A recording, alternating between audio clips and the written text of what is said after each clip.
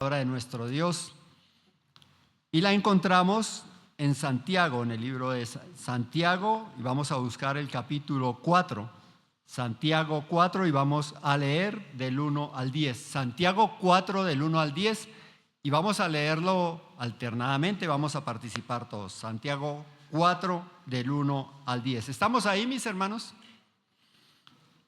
Dice la palabra del Señor.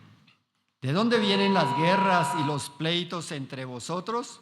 ¿No es de vuestras pasiones las cuales combaten en vuestros miembros?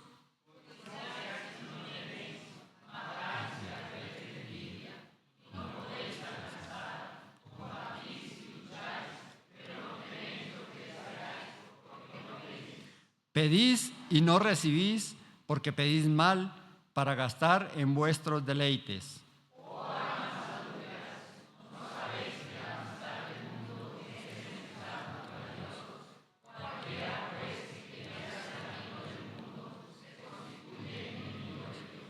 ¿O pensáis que la Escritura dice en vano, el Espíritu que Él ha hecho morar en nosotros nos anhela celosamente?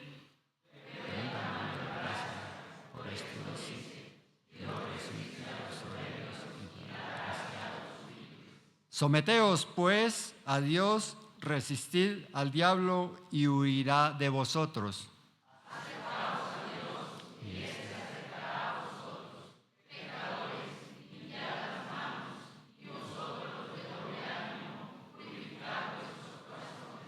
Afligíos y lamentad y llorad. Vuestra tristeza se convierta en lloro y vuestro gozo en tristeza. Humillaos delante del Señor y oréis. Amén. Pueden tomar asiento, mis hermanos. Amado Dios, te rogamos, Señor, que en esta porción de tu palabra que va a ser expuesta, tú seas guiando a nuestro hermano Ilmar, quien trae esta enseñanza para hoy. Ayúdanos, Señor, a entenderla. Abre nuestro corazón, oh Dios, y ayúdanos no solo a ser hacedores, sino a no ser oidores, sino también hacedores de tu palabra. Guía a nuestro hermano Ilmar, Señor, en tu verdad. Te lo rogamos en Cristo Jesús. Amén. Invitamos a nuestro hermano Ilmar.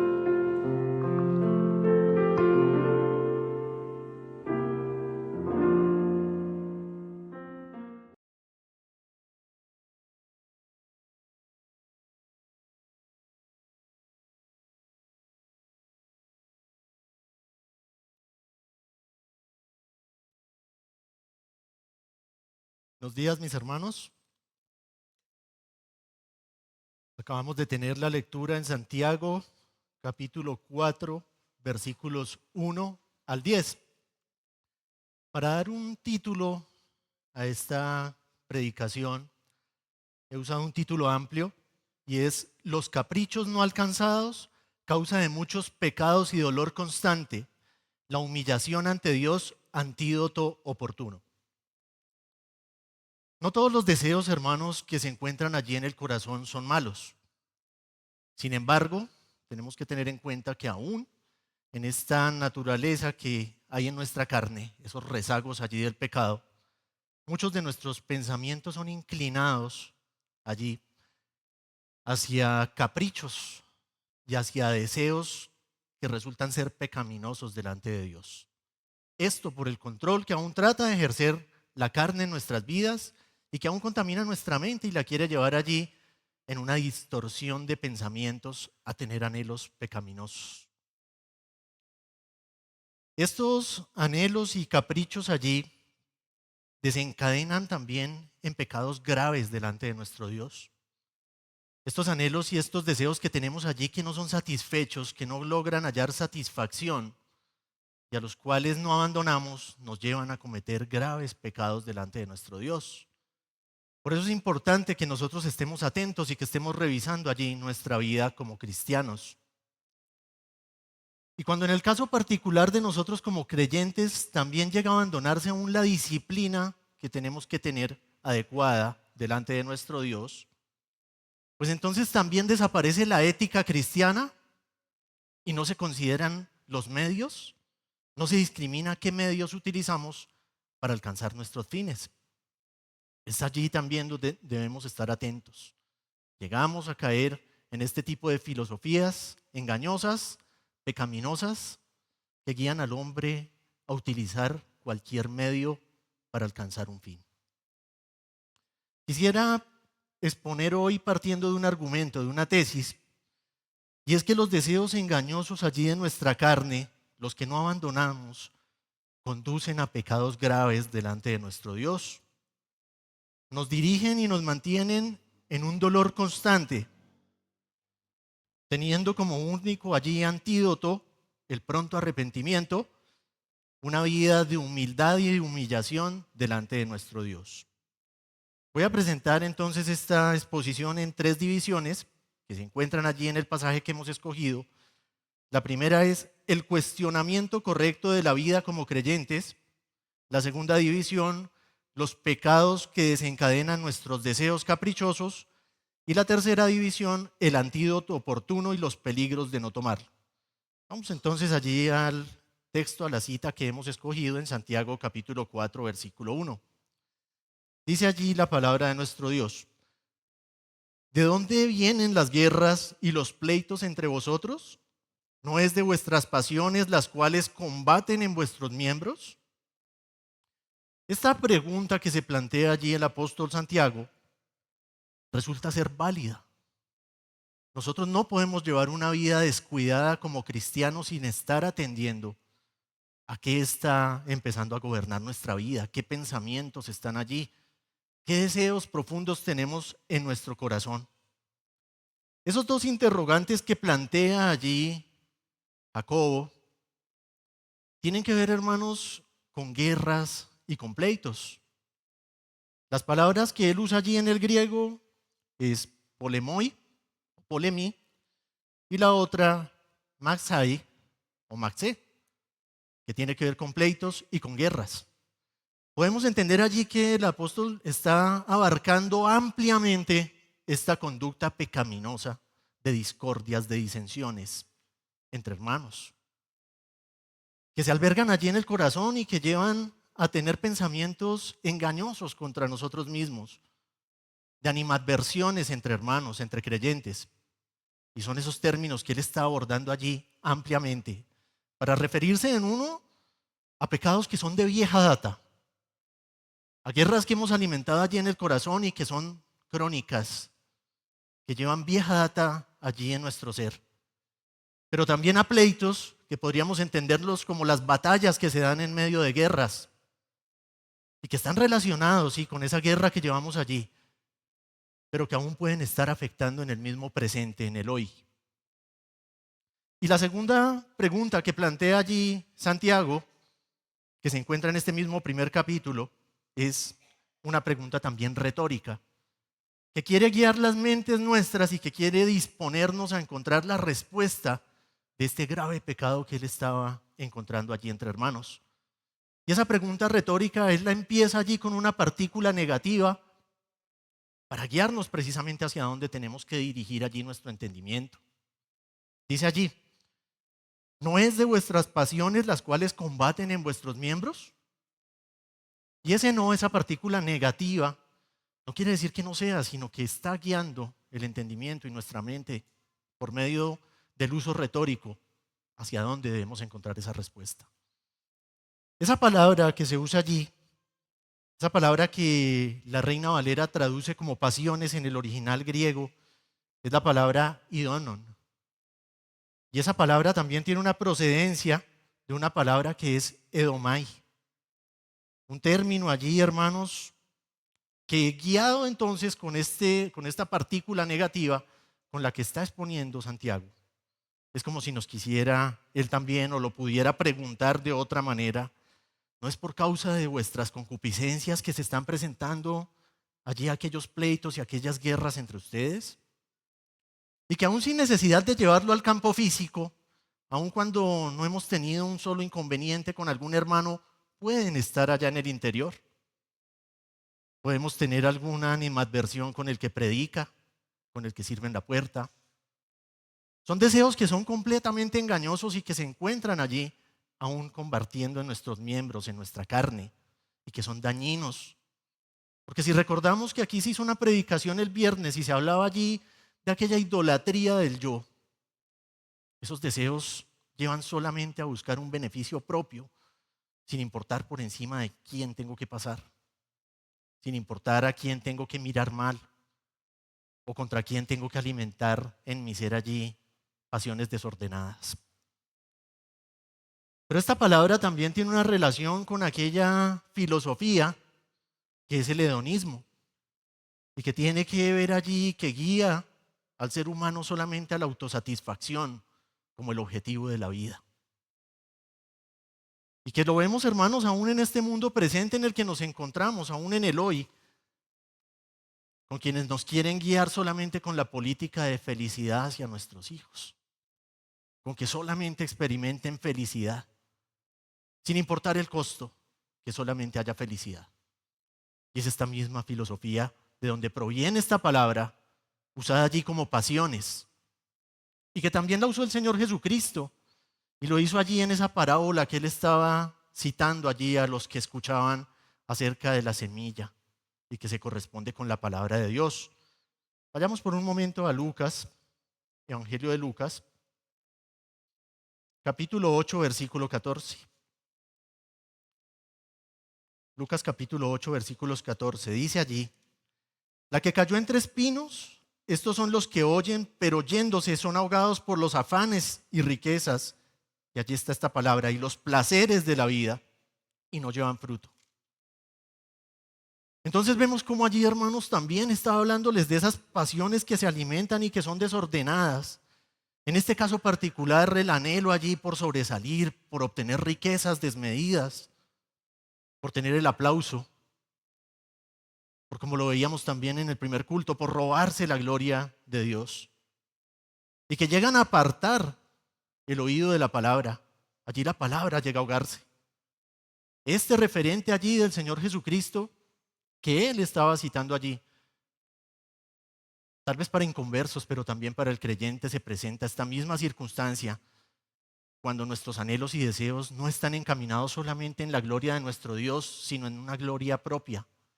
En deseos, hermanos, que se quedan allí insatisfechos y que nos llevan a una multitud de pecados, como lo veremos más adelante.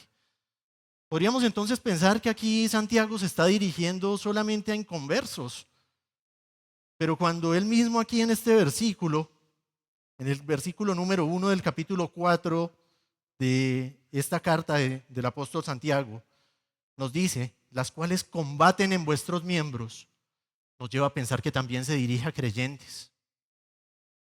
Porque no habría ningún combate entre estas pasiones desordenadas si no nos habitara el Espíritu de Dios.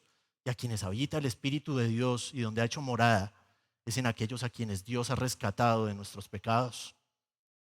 Por eso entendemos allí que también se está dirigiendo y que este mensaje y que esta pregunta que él está planteando allí, retórica de hecho, también la está dirigiendo hacia la iglesia. Y tendríamos que estar atentos y entender que si los mensajes en la iglesia son repetitivos hacia lo mismo, tenemos que aún más abrir nuestros ojos y nuestros oídos espirituales para entender que hay un mensaje de parte de Dios para nosotros y que tenemos que encontrar en él la adecuada edificación, pero también una exhortación para cambiar allí y transformar nuestras vidas. Y si entendemos entonces que esa lucha que se está presentando allí es la de nuestra carne contra el Espíritu de Dios, porque estos se oponen entre sí, como lo dice la misma palabra, entonces pensamos también en esas palabras que citó allí el apóstol Pablo en Romanos capítulo 7, versículos 21 al 23. Y donde podemos ver en realidad que aquellos deseos de nuestra carne son opuestos a los del Espíritu. Y esto, hermanos, para que no hagamos nosotros lo que quisiéramos en nuestra propia vida. Dios providencialmente también allí, controlando esas pasiones que están allí en nuestros miembros, para que no las llevemos desmedidamente. Y como creyentes, que cuando escuchemos esta palabra hallemos un pronto arrepentimiento. Pero también, si usted quisiera ver allí a qué pasiones es a las que se refiere Pablo, voy a dejar solamente la cita, pero usted puede ver allí esa larga lista que se encuentra en Gálatas capítulo 5, versículos 11, tal vez hasta el 21, para que podamos entender allí qué es de lo que nos está hablando también allí que se cocina en nuestro ser el apóstol Pablo, guiado por el Espíritu Santo. Vamos a tratar inmediatamente, hermanos, cuáles son estos pecados en esta segunda división que tenemos para esta exposición. Los pecados que desencadenan nuestros deseos caprichosos. Y vamos a estar allí en los versículos 2 al 4 de Santiago capítulo 4. Vamos a empezar, hermanos, allí a leer y vamos a ver lo que dice el versículo número 2. Codiciáis y no tenéis, matáis y ardéis de envidia y no podéis alcanzar. Combatís y lucháis, pero no tenéis lo que deseáis porque no pedís. Podemos ver entonces allí cómo, aún sin llevar a cabo, ya se nos está responsabilizando de graves pecados que van en contra de la ley moral de nuestro Dios. Codicia, homicidio, envidias, contiendas y uno no menor que es el abandono de la oración. Y es lo que está exponiéndoles allí Santiago en esta carta. Podemos ver, hermanos, que esta actitud de la envidia y esta actitud que lleva a codiciar lo que tiene el otro nos lleva a ser culpables también del mismo homicidio. Así es de rígida. Así es el rigor de la ley de nuestro Dios, el rigor moral que tiene allí la ley de nuestro Dios. Que aún en medio de lo que yo anhelo del otro, lo que no me estoy dando cuenta es que quisiera verlo muchas veces muerto. Y esto fue lo que sucedió allí con aquellos que salieron de Edén y que tuvieron unos hijos, y uno de ellos empezó a anhelar lo que hubo en su vida y lo que Dios inclusive dio allí cuando aceptó su ofrenda y lo llevó al homicidio. Entonces no debemos desconocer y no debemos ser como tan superficiales en estos sentimientos que tienen que ver con codiciar lo que el otro tiene, con envidiar lo que el otro tiene. Y que muchas veces se disfrazan, se enmascaran en decir de pronto es que no me gusta como predica este predicador, es su tono de voz, me adormece. Tal vez lo que allí se esté cocinando en el fondo del corazón sean celos, pleitos, envidias. Esas pasiones de las cuales nos habla la palabra de Dios y a las cuales estaríamos bien en abandonar y en desechar. Porque generan división en la iglesia y como lo escuchábamos también el viernes, es que realmente este tipo de divisiones van en contra de los mismos propósitos de la iglesia. No permiten que la iglesia avance, que progrese, que cumpla lo que se ha encaminado. Tenemos que ser conscientes y por eso estas preguntas que estaba planteando allí el apóstol Santiago son tan válidas. La vida como cristianos no puede ser tomada a la ligera. Tenemos que estar atentos. Porque si nos confiamos solamente en que ya tuvimos y obtenemos la salvación y que sí, estamos dando fruto en ciertas áreas, pero descuidamos lo que tenemos allí en nuestro corazón, pueden ser pensamientos, pueden quedarse allí en el área de los pensamientos, pero no le damos tratamiento, fíjense a dónde conduce. Repitámoslo nuevamente: codicia, homicidios, envidias, contiendas y no menos grave, como lo decíamos allí, abandono de la oración. Y podríamos de pronto allí engañosamente pensar que lo que está pretendiendo decir allí entonces Jacobo es que estas cosas no se obtienen porque no se ora. Es que tal vez esos anhelos que yo tengo no los obtengo porque no se ora. Decimos que no todos los deseos que se encuentran allí en el corazón son malos, pero aquellos que van en contra de la palabra de Dios no es que requieran oración para que se lleven a cabo. Es que lo que tal vez nos está guiando aquí el apóstol Santiago es que si nosotros no abandonáramos la oración, esos deseos no estarían allí, porque seríamos corregidos por Dios en medio de la misma oración, obteniendo respuesta en la palabra, que por aquello que anhelamos y pedimos y que se está albergando allí en nuestro ser, deberíamos antes abandonarlo. Pero lo que se ha abandonado allí precisamente es la oración. Es eso lo que allí también se está guiando en este versículo, hermanos. El versículo número 3 de esta carta de Santiago dice: pedís y no recibís porque pedís mal para gastar en vuestros deleites. Y entonces podemos ver allí que hay oraciones llenas de carnalidad. que también se presenta este grave pecado. Y vean lo que está desencadenando, porque es que Santiago viene de una pregunta, y es la que dice: ¿de dónde vienen las guerras y los pleitos entre vosotros? Y fíjense que él está diciendo que mantener esa conducta y quedarse allí en esto, ¿hacia dónde nos está llevando? Aún a pedir de una manera carnal, aún a pensar que podemos doblar y torcer la santidad de Dios para que satisfaga nuestros deseos engañosos.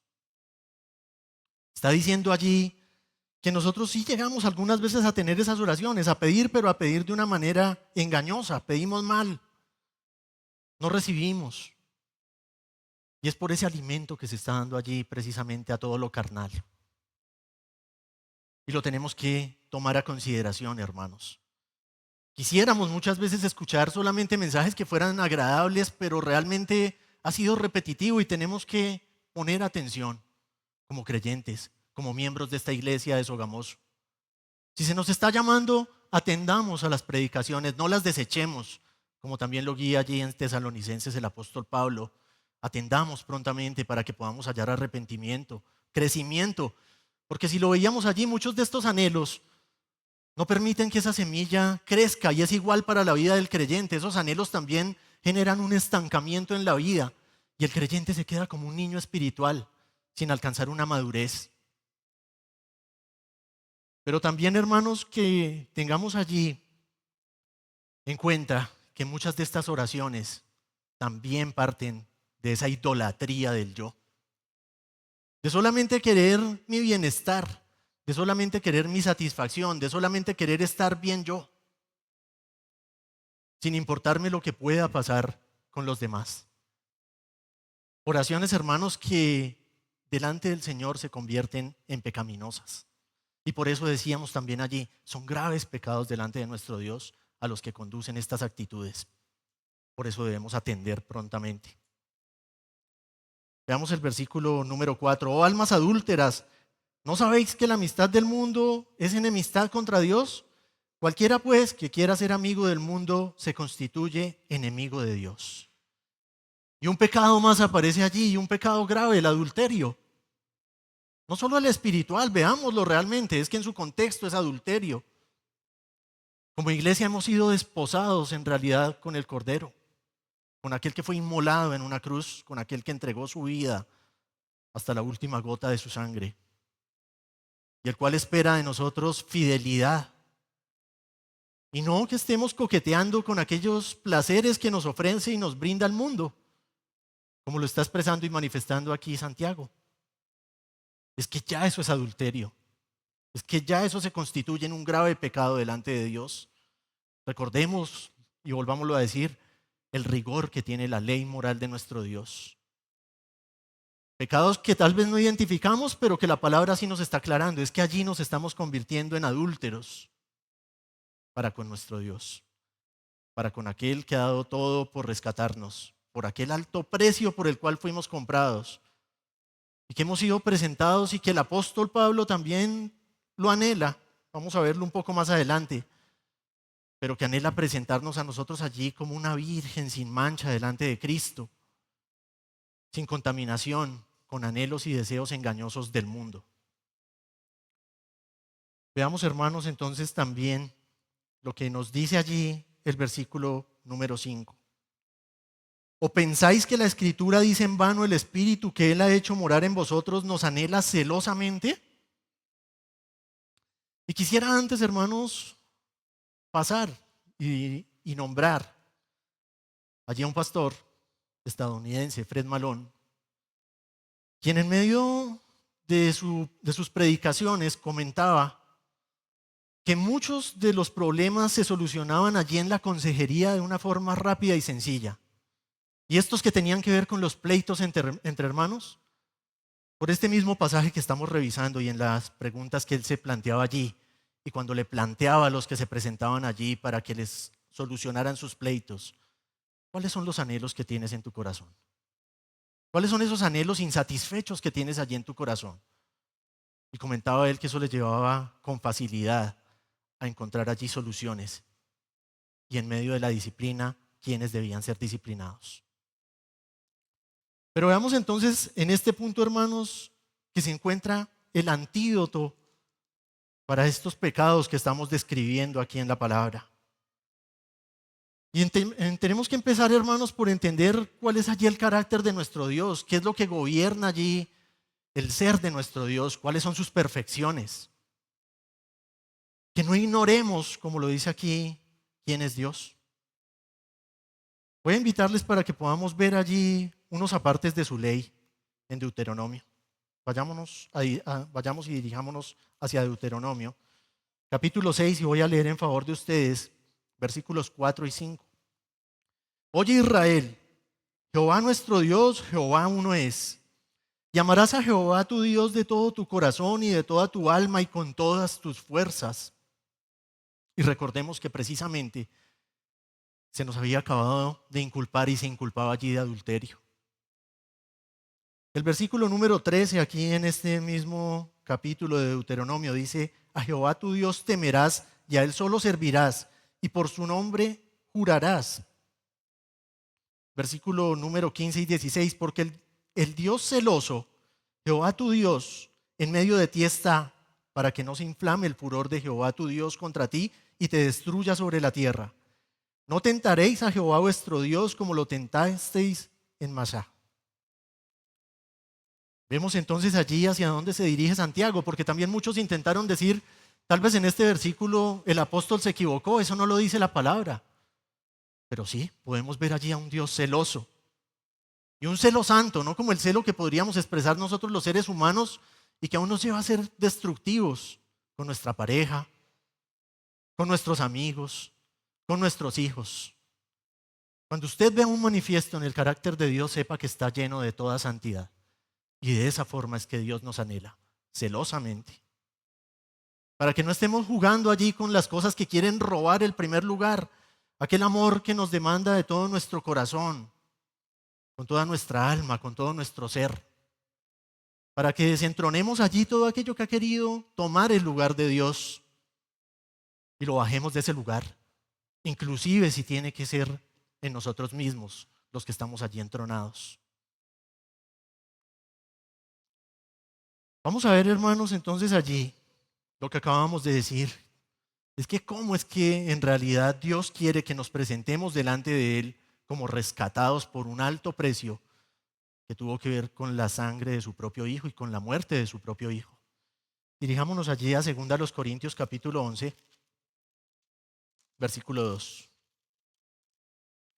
Dice allí: porque os celo con celo de Dios, pues os he desposado con un solo esposo para presentaros como una virgen pura a Cristo, sin contaminación, sin mácula, sin mancha.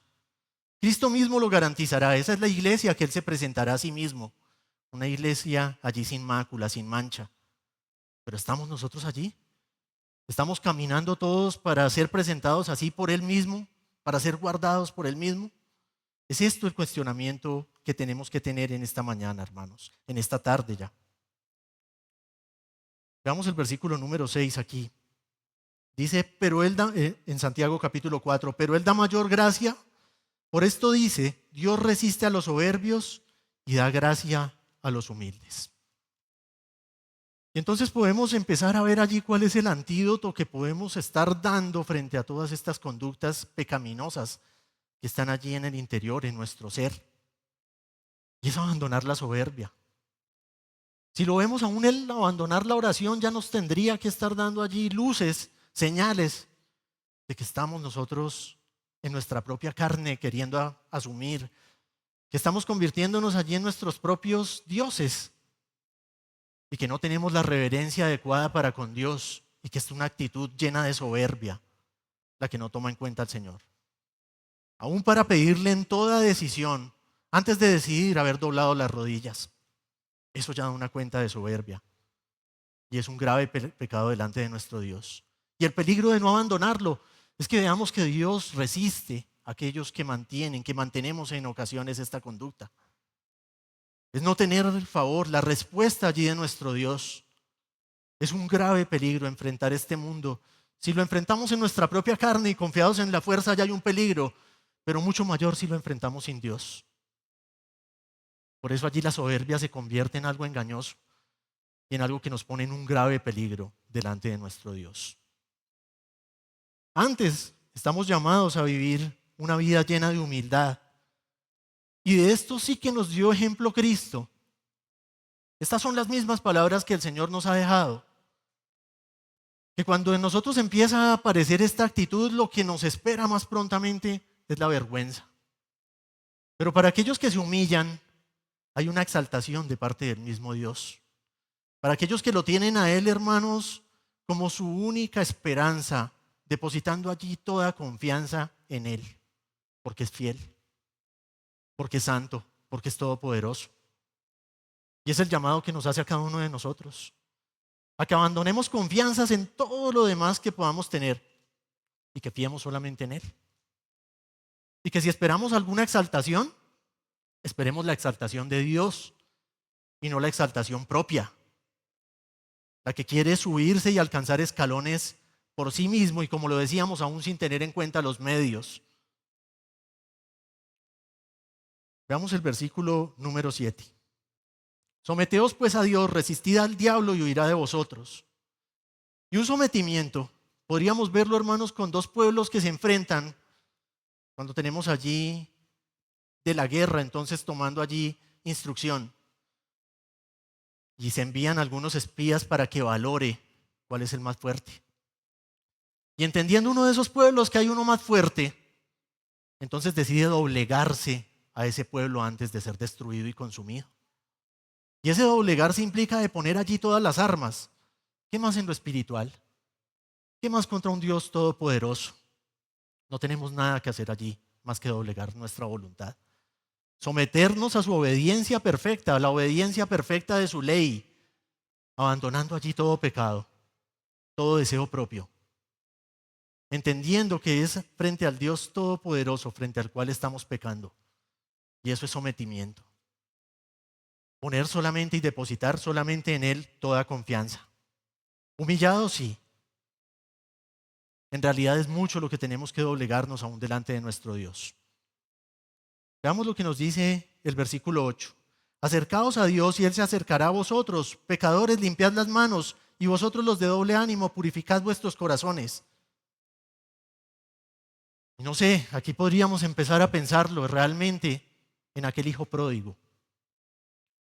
En aquel que llegó allí a comer algarrobas por los deleites que tuvo allí de su propia carne, de satisfacer su propio ser, pero que volviendo en sí, retornó a su padre.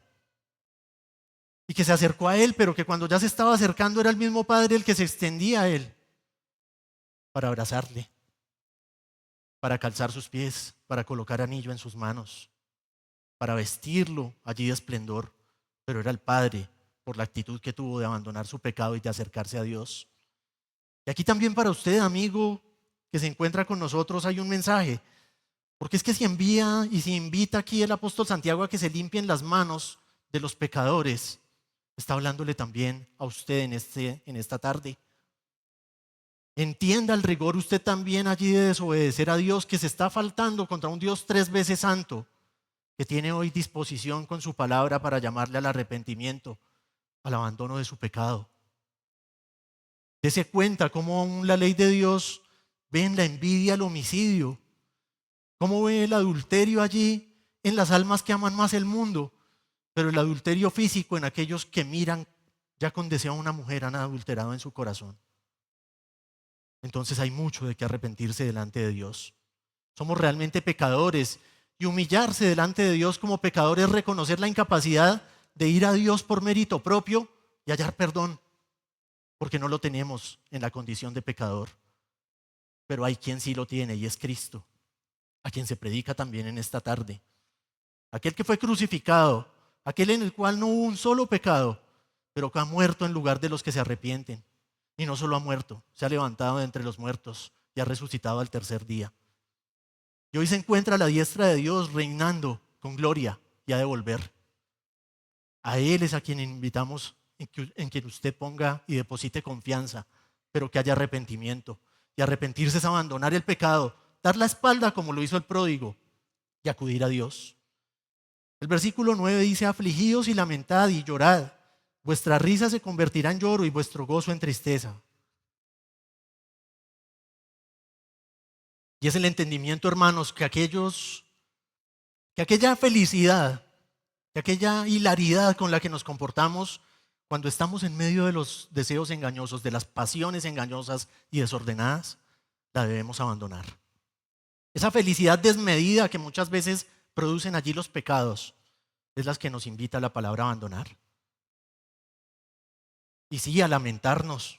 Y sí, aún a llorar por nuestros pecados. Es que estamos faltando frente al Dios que nos ha otorgado a su propio Hijo, su tesoro más preciado, dado por nuestra salvación.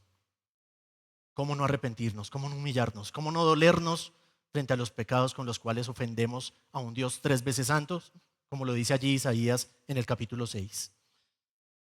Por último, hermanos, que tengamos en cuenta lo que dice allí el versículo número 10. Humillaos delante del Señor y Él os exaltará. Es una realidad.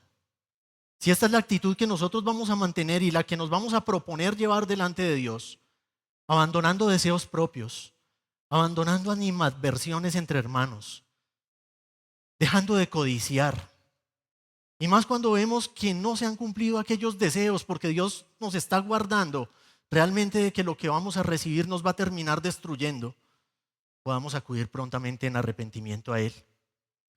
Y entendiendo allí, como lo dice también Habacuc, el profeta, en el capítulo número 3, versículo 19, que cuando Dios nos exalta, Él mismo también nos sostiene allí en las alturas. Allí donde falta el oxígeno y donde podemos marearnos y perdernos. Si es Dios quien nos ha puesto, Él mismo nos sostendrá allí. Pero si somos nosotros mismos los que hemos alcanzado y coronado ese escalón, de allí no nos espera sino la caída. Vamos a orar, hermanos.